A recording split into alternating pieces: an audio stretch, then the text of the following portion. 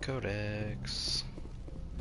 Forget if Joker has anything interesting I prefer to say. gold to silver, you know, for my medal. I figured you'd recommend me for one since I, pulled your boots out of the fire.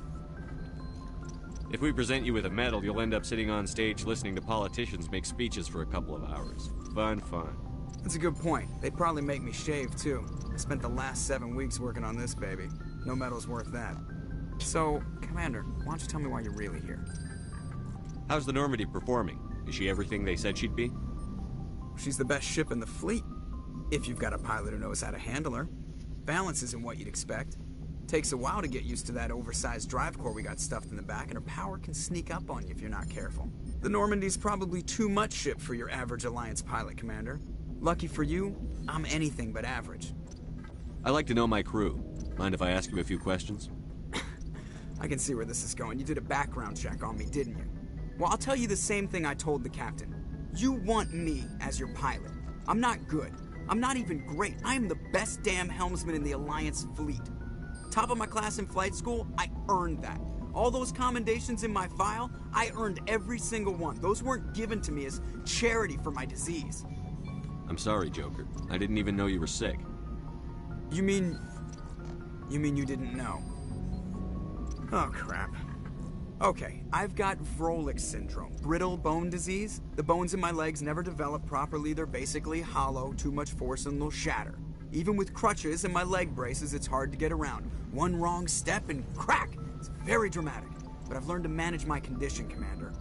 Put the Normandy in my hands and I'll make her dance for you. Just don't ask me to get up and dance unless, you like the sound of snapping shin bones. Why does everyone call you Joker?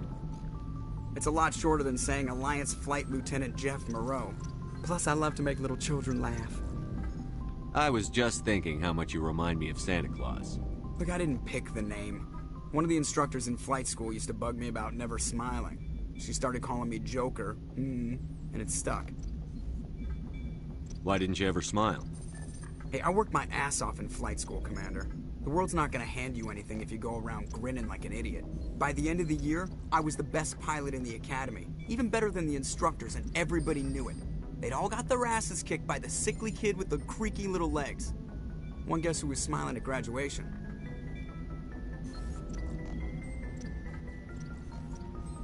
I need to know more about this Vrolik syndrome if I'm putting my ship in your hands. Yeah, of course you do. It's an extremely rare condition. Nobody knows exactly what causes it. Genetic, maybe. It's treatable, but there's no cure. They classify my case as moderate to severe. I was born with over a dozen fractures, hip, thighs, ankles. My bones were already breaking in the womb.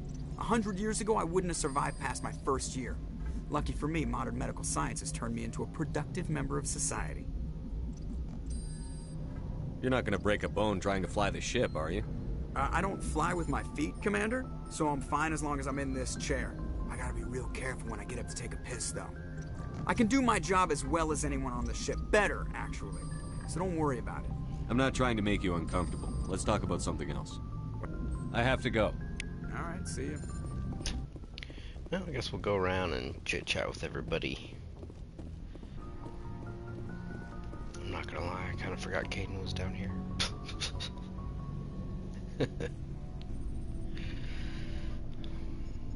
Anything you need, Commander? Just trying to get a sense of where the crew's at. Thoughts? Is this an official evaluation, Commander? Or off the record? Alenko, when it's just you and me, you can consider it off the record. That's a generous attitude. Okay. I think there's something wrong with all this. This Saren is looking for records on some kind of galactic extinction, but we can't get backup from the Council? Sorry, Commander. There's writing on the wall here, but someone isn't reading it. The Council doesn't want to believe anything's wrong. I'd call it human nature, but... I hear you. It just seems like a group that's been around as long as the Council should see this coming. Sorry if I got too informal. Protocol wasn't a big focus back in Bot. Tell me about it. Biotic acclimation and temperance didn't last past the airlock. To the kids they hauled in, it was brain camp. Sorry, hauled in is unkind. We were encouraged to commit to an evaluation of our abilities so an understanding of biotics could be compiled. There are worse results of accidental exposure to element 0 in the womb. Beats the brain tumors some kids grew up with. Is there some question about how you were exposed? My mother was downwind of a transport crash. It was before there were human biotics, a little after the discovery of the Martian ruins. It only gets iffy around 63 when Kinetics was running out of first-gen subjects. Until then, they'd relied on accidentals. Bunch of guys in suits show up at your door after school, and next thing you know, you're out on Jump Zero. Jump Zero is Gagarin Station, right? What's it like? Yeah, that's the official name. Biggest and farthest facility we had for decades. Right on the termination shock, the outer edge of the solar system. It's where they did all the Goose Chase FTL research before we caught on to using mass effect fields. It was a sterile research platform when I was there. Jump Zero is a long way from home. What was it like? The grand gateway to humanity looks a lot better in the vids. But that's my own baggage, Commander. No bearing on this. Alenko, there's no regulation that says you can't be friends with your commander. I appreciate that, Commander. I just don't want you to think that I'm a whiner. Besides, I've got my past squared away. In the bay. Yes, whatever. Commander? Is there something you need? How well do you know the lieutenant? I'd never worked with him before this mission. But he has an impressive service record. Over a dozen special commendations. Tends to keep to himself, though. Maybe because of the headaches. It's not easy being an L2. What does that have to do with it? Well, most biotics now use the L3 implants. Lieutenant Alenko was wired with the old L2 configuration. Sometimes there are complications. What kind of complications? Severe mental disabilities, insanity, crippling physical pain. There's a long list of horrific side effects. Caden's lucky. He just gets migraines. How did you end up serving on an Alliance ship? I enlisted right out of med school. Earth always seemed boring to me. Too safe, too secure. I figured the colonies were teeming with exotic adventure. I wanted to travel the stars, tending the wounds of tough soldiers with piercing eyes and sensitive souls. Turns out military life isn't quite as romantic as I'd imagined. But humanity needs the Alliance if we want to keep expanding through the Traverse, and the Alliance always needs good doctors. So I stayed on to do my part. Ever think you made the wrong choice? Sometimes I think about opening a private practice back on Earth. Or maybe taking a position at one of the new med centers out in the colonies. But there's something special about working on soldiers. If I left the Alliance now, I'd feel like I was abandoning them. I should go. Goodbye, Commander.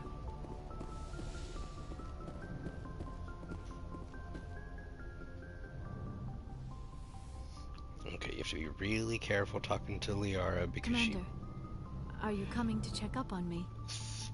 she just throws herself at you in this game. The last time I played this, I wanted to romance Ashley, and you can't say like anything. Like when she starts spouting her like xenophobic stuff, you can't say. You have to completely agree with her, otherwise she just shuts you down. And I thought I was just being nice to Liara the whole time, and at the end of the game, it like locked her in as my romance option, and she came in like before the final mission to like throw herself at me in that way, and then I even turned her down in that moment, and she was so awkward, and so she left without anything happening. But the game locked her in as my romance option, even though we didn't. I thought I was just being nice the whole game, and I turned her down at the very end. So it was very weird. So I have to just, I guess, just play it completely neutral. You with look her. much better. How are you feeling? You can't pick any Dr. of the nice Chakwas options. assures me I am going to be fine. Any of the top I options. was impressed with her knowledge of Asari physiology. You're in good hands. Dr. Chakwas knows what she's doing. I never properly thanked you for saving me from the Geth, Commander. If you hadn't shown up, I'm just glad we got there in time. so am I. I know you took a chance bringing me aboard this ship. I have seen the way your crew looks at me. They do not trust me. but I am not like Benezia. I will do whatever I can to help you stop Saren. I promise. Don't worry, Liara. I trust you. I know you won't let me down. It means a lot to hear you say that, Commander. Thank you. I should go. Goodbye, Commander. I don't want to chat her up too much. Because I will be romancing Tali in this playthrough. Because Tali's my favorite. I love Liara, but Tali is my favorite. I love her. And, God, I'm gonna have to do some looking into it to make sure I can do it right in the third game, but I need to broker peace between the Quarians and the Geth, because... And I know that's tricky to do, so... Commander, nice work out there. I knew working with a Spectre would be better than life at CSEC. Have you worked with a Spectre before? Well, no, but I know what they're like. Spectres make their own rules. You're free to handle things your way. At CSEC, you're buried by rules. The damn bureaucrats are always on your back. For the most part, the rules are there for a reason. Maybe. But sometimes it feels like the rules are only there to stop me from doing my work. If I'm trying to take down a suspect, it shouldn't matter how I do it, as long as I do it.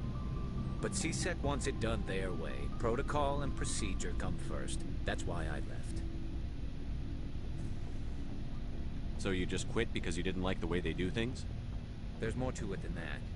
It didn't start out bad, but as I rose in ranks, I got saddled with more and more red tape. CSEC's handling of Saren was typical. I just couldn't take it anymore. I hate leaving. I hope you made the right choice. I'd hate for you to regret it later. Well, that's sort of why I teamed up with you. It's a chance for me to get off the Citadel, see how things are done outside CSEC. Either way, I plan to make the most of this. And without CSEC headquarters looking over my shoulder, well, maybe I can get the job done my way for a change. If getting the job done means endangering innocent people, then no. We get the job done right, not fast. Got it? I wasn't trying to... I understand, Commander.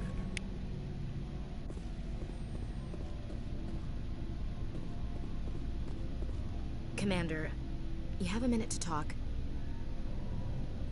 Is this duty-related, Chief? No, sir. Well, maybe. I know things are different aboard the Normandy, but, I'm concerned about the aliens, Vicarian and Rex. With all due respect, Commander, should they have full access to the ship? They may not serve the Alliance, Chief, but they're allies. At least as far as Saren goes. This is the most advanced ship in the Alliance Navy. I don't think we should give them free rein to poke around the vital systems. Engines, sensors, weapons. You don't trust the Alliance's allies? I'm not sure I'd call the Council races allies. We, humanity, I mean, have to learn to rely on ourselves. Standing up for ourselves doesn't mean standing alone. I don't think we should turn down allies. I just think we shouldn't bet everything on them staying allies. As noble as the council members seem now, if their backs are against the wall, they'll abandon us. You've got a pessimistic view of the universe, Williams. A pessimist is what an optimist calls a realist. Look, if you're fighting a bear and the only way for you to survive is to sick your dog on it and run, you'll do it. As much as you love your dog, it isn't human. It's not racism, not really. Members of their species will always be more important to them than humans are. You sound like one of those Terra Firma party pamphlets, Chief. Terra Firma is a pack of jackals. The founders had ideals. These days they just play off xenophobia and bigotry. I hope my reasons are more rational. My father, grandfather, great-grandmother, they all picked up a rifle and swore the oath of service. I guess we just tend to think of Earth's interests as our own. Just shut up. All right. I can see where your concerns are coming from, Williams. But this is a multilateral mission. You're going to have to work with aliens, like it or not. It won't be a problem, Commander. You say jump, I say how high. You tell me to kiss a Turian, I'll ask which cheek. I'm glad there won't be a problem. Anything else you need, Commander? We'll talk later, Williams. Looking forward to it, sir. Okay. You are gonna be the one to die, just so you know. I'm just letting you know that right now. It's gonna be you. Okay? Vermeer. Don't look forward to Vermeer. Shepard, what can I do for you? What's your story, Rex? There's no story. Go ask the Quarian if you want stories. You Krogan live for centuries. Don't tell me you haven't had a few interesting adventures. Well, there was this one time the Turians almost wiped out our entire race. That was fun. They tried the same with us, but we fought them off. It's not the same. It seems pretty much the same to me. So your people were infected with a genetic mutation? An infection that makes only a few in 1,000 children survive birth? And I suppose it's destroying your entire species? I suppose it isn't all the same. I don't expect you to understand, but don't compare humanity's fate with the Krogan. Sorry, Rex. I wasn't trying to get you upset. Your ignorance doesn't upset me, Shepard. As for the Krogan, I gave up on them long ago. The genophage infected us, but it's not what's killing us. Are your people really dying? We're sure not getting any stronger. We're too spread out. None of us are interested in staying in our own system. So long, Rex. That's not. I see is not bye. What was that? That was Shepard. weird. What can you tell me about the genophage? Ask the Solarians if you want details. They made it. All I know, it makes breeding nearly impossible. Thousands die in stillbirth, and most never get that far. Every Krogan is infected. Every one. And no one's rushing to find a cure. Why don't the Krogan try to find a cure? When was the last time you saw a Krogan scientist? You ask a Krogan, would he rather find a cure for the genophage or fight for credits? He'll choose fighting every time. It's just who we are, Shepard. I can't change that. Nobody can.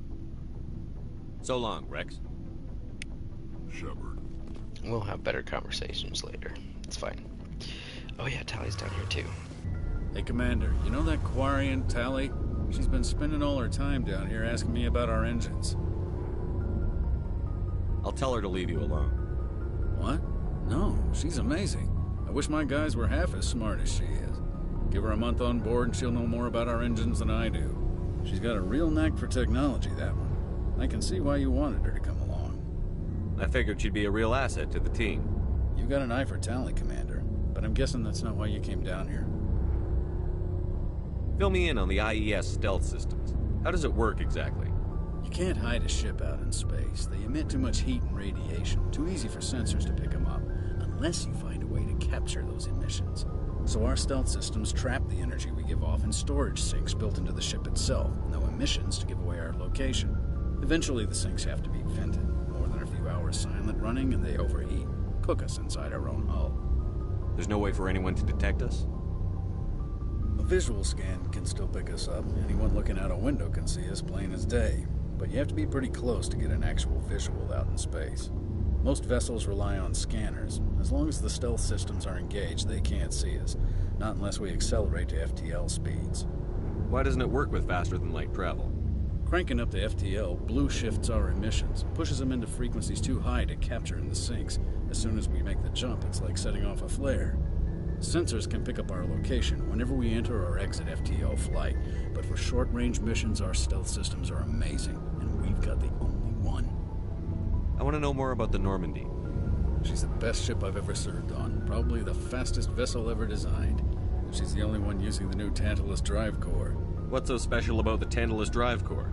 Proportionally, it's about twice the size of any other vessel. Not only are we faster, we can run at FTL speeds longer before we have to discharge the core. Where else have you served, Adams? If you name a class of Alliance ship, I've probably served on it. Everything from dreadnoughts and carriers right down to frigates like the Normandy. My last assignment was on the Tokyo. Only a cruiser, but she was a good ship. Couldn't hold a candle to the Normandy, though. Carry on, Adams. Aye, aye, Commander. All right, Tally, let's talk. Your ship's amazing, Shepard. I've never seen a drive core like this before. I can't believe you were able to fit it into a ship this small. I'm starting to understand why you humans have been so successful. I had no idea Alliance vessels were so advanced. The Normandy's a prototype. Cutting-edge technology. A month ago, I was patching a makeshift fuel line into a converted tug ship in the flotilla. Now, I'm sitting on board one of the most advanced vessels in Citadel space. I have to thank you again for bringing me along. Traveling on a vessel like this is a dream come true for me. I had no idea you found ship technology so interesting. It comes with being a Quarian. The migrant fleet is the key to the survival of my people. Ships are our most valuable resource. But we don't have anything like this. We make do with cast-offs and second-hand equipment. We just try to keep them running for as long as we can. Some of the fleet's larger vessels date all the way back to our original flight from the Geth. I can't believe your fleet's still using ships that are 3 centuries old. They're constantly being repaired, modified, and refitted. They aren't pretty, but they work. Mostly. We've tried to make ourselves as independent as possible on the flotilla. Grow our own food, mine, and process our own fuel. But some things we just can't make on our own. A patch to maintain the hull integrity requires raw materials we just don't have. That's why our pilgrimages are so important. Tell me about your people. Our lives aren't easy. Resources are scarce, and we are constantly on the move. Everything we do must in some way contribute to the continuation of the migrant fleet. There are 17 million Quarians in the flotilla, and each of us relies on the others for survival. The bonds among my people are strong. Unfortunately, we have had to surrender many of the freedoms and civil liberties other species take for granted. What kind of freedoms? Well, it's illegal for parents to have more than one child. If our population grows too much, it would strain our resources to their breaking point. Of course, we also can't allow our numbers to become too few. If our population is in decline, the rule against single births is temporarily repealed. In extreme cases of population decline, incentives are even offered to encourage multiple births, though the Conclave hasn't had to take such measures in nearly a century. That's your government. The Conclave is our civilian branch of government. Each ship can elect a representative to serve on the Conclave and make decisions that affect the fleet as a whole. On matters that affect an individual ship, however, the captain has the final say. It's a tradition that dates back to the early days, when the fleet was governed by martial law. Fortunately, most captains nowadays are smart enough to have an elected council from their crew to give them advice and guidance. So the ultimate power rests with elected officials. In practice, the Conclave and the respective council for each ship tend to set the rules that govern our daily lives. But in theory, we are still under military jurisdiction. The 5 top-ranking military officials in the fleet serve on the Admiralty Board. These 5 have the power to overrule any decision by the Conclave in case of emergency. To do so requires unanimous agreement among the Admiralty, and they can only do this once. After that, the entire board must resign their posts. It's a safeguard that served us well. In nearly 3 centuries, the Admiralty Board has only overruled the Conclave 4 times. I want to know more about the Geth. I doubt I can tell you anything you don't already know. It's been almost 3 centuries since they drove my people into exile. All I know is the story of their origins, what they were when we created them, and how they turned on us. Interesting. The Geth were originally created to serve as an automated manual labor force. Initially, their intelligence was as limited as any VI. Over time, we made small modifications to their programming to allow them to perform more varied and complex tasks, bringing them closer and closer to true AI status. How come the Council didn't step in and stop you? This wasn't true AI research. We may have been skirting the bounds of the law, but we never did anything that was actually illegal. The changes were so insignificant, so gradual, that we were able to control them. Or so we thought. But one thing we underestimated was the power of the neural network. A million Geth thinking simultaneously created an inherently unstable matrix. So, the Geth share brain power? Many of the Geth's logic systems were designed to work in concert with other nearby Geth. Basically, the more of them you have in a group, the smarter they are. So there's some sort of group consciousness? No, nothing like that. They cannot share sensory data or information. Their programming cannot handle that much simultaneous input. Each Geth maintains an individual awareness and identity.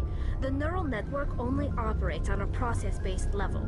It's basically the synthetic equivalent of a subconscious.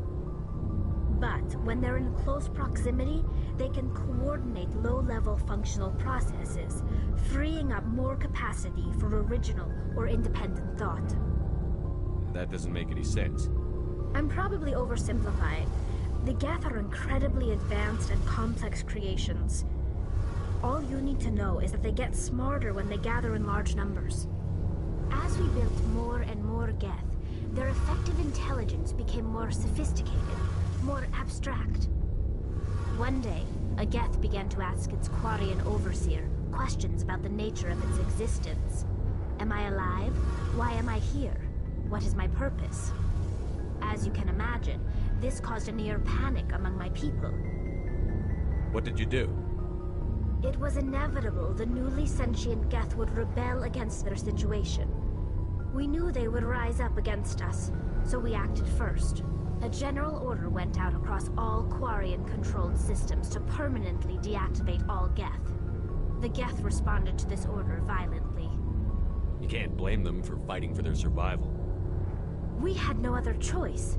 The Geth were already on the verge of revolution. By acting quickly, we had a chance to end the war before it began. The hope was that most of the Geth would still be little more than machines, incapable of organized resistance. But they had progressed much further than anyone anticipated. The war was long and bloody. Millions upon millions of Quarians died at their hands. In the end, we were forced to flee our own homeworld. We feared the Geth would pursue us, but they never came beyond the Veil. Now we drift through space, exile, searching for a way to reclaim what was once ours. It's hard to feel sorry for you. Your ancestors tried to wipe out another species. We made a mistake when we created the Geth in the first place, but we did not make a mistake when we went to war against them. If we had not acted, they would have wiped us out. They're a synthetic life form. They have no use for organics. None. Why do you think they cut themselves off from the rest of the galaxy? Why do you think they've killed every organic being who's ever tried to contact them? I didn't mean to offend you. I'm sorry. I didn't mean to get so worked up. Most Quarians tend to have pretty strong opinions about the Geth. I want to know more about the pilgrimage. When my people reach maturity, we leave our birth ships and seek acceptance with a new crew. It's necessary to maintain genetic diversity among the fleet. But no ship wants to accept someone who will be a burden on them. So, to prove our worth, we embark on a pilgrimage. We set out alone, leaving the flotilla and our families behind us. We only return once we have found something of value we can bring back to the fleet. This is presented as a gift to the captain of the respective ship we wish to join. If the gift is accepted, we are welcomed into the crew. Can a captain choose to reject the gift? That doesn't happen often. Most captains are eager to increase the size of their crew. It increases their own standing in our society. Even when a gift is not particularly valuable, the captain usually accepts it out of a sense of tradition. However, there is a stigma to presenting a substandard gift. It's not the best way to make a good impression on a new community. Most pilgrims don't return until they find something worthwhile.